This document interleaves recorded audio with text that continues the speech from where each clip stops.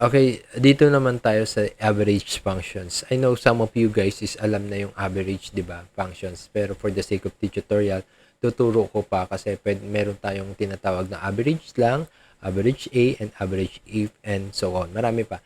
So, tuturo ko lang yung tatlong pinaka-basic.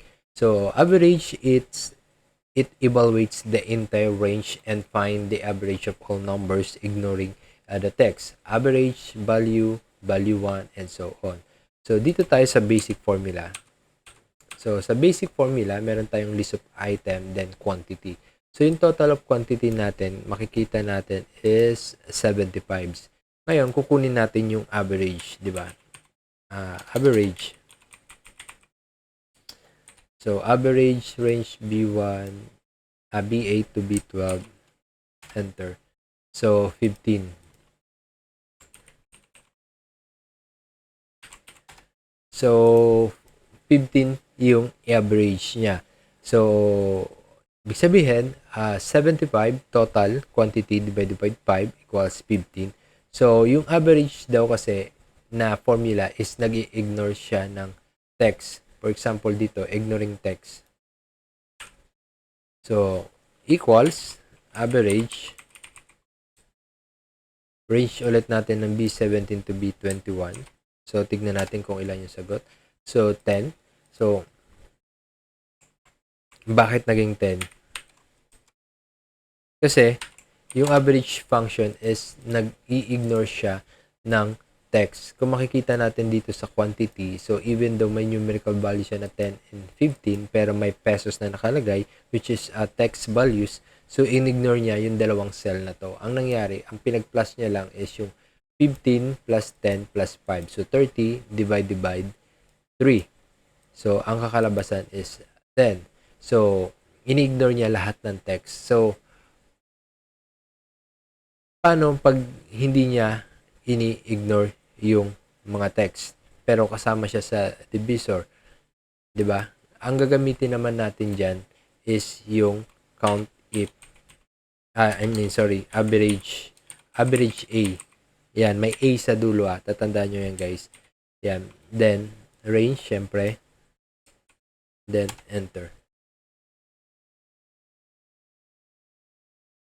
So, ang sagot is 10. Bakit 10 ulit? Kasi kung makikita mo dito, in-ignore niya yung text na ipapag-plus. So, ang gim-plus niya lang is 25, 20, and 5. So, ang ano niyan, ang total niyan is 50, di ba? Yan 50. So, yung 50, i-divide niya sa 5.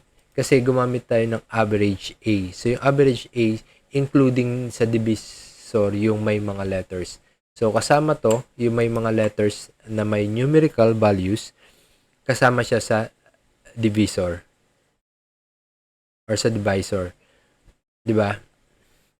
Kasama siya sa pag-divide. So, even though ito lang yung pinag-plus yung tatlo-tatlo, pero ang dinivide niya is 5 kasi kasama na siya sa divisor.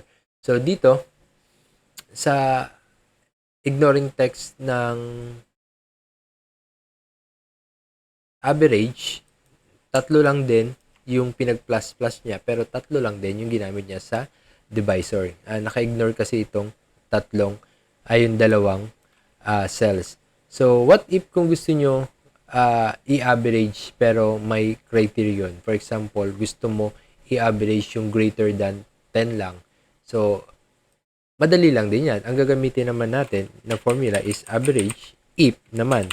If, di ba? So, yung range niya, ito. Then, lalagay lang tayo ng criterion. Ano ba yung criterion na gusto natin? Greater than 10. So, tignan natin. So, 20 yung kinalabasan niya. Bakit 20? Explain ko sa inyo guys. Kasi, ang nakalagay dito sa formula natin, average if. So, sa B8 to B12, ang criterion natin is greater than 10. Meaning, i-calculate niya lang lahat ng greater than 10. So, ano ba yung greater than 10? Itong 15, 20, 25. So, ang total niyan is 60. So, divided by 3 is 20. Diba? So, I hope guys na gets nyo kung paano gamitin yung average. So it's very useful sa finance pag gusto mo i-calculate yung average income, expenses, or returns over a period. 'Di ba? Pwede rin siya sa educations kung gusto niyo syempre i-calculate yung exam or score or grades, pwede yan. Sa sports, ganun din, pwede natin i-calculate yung score or statistic ng sports analytics. Siyempre, yung quality control, pwede rin kung ikaw ay isang quality control, di ba, pag gusto mo maging average yung mga measurement sa manufacturing processes mo. So, ginagamit natin tong formula na to.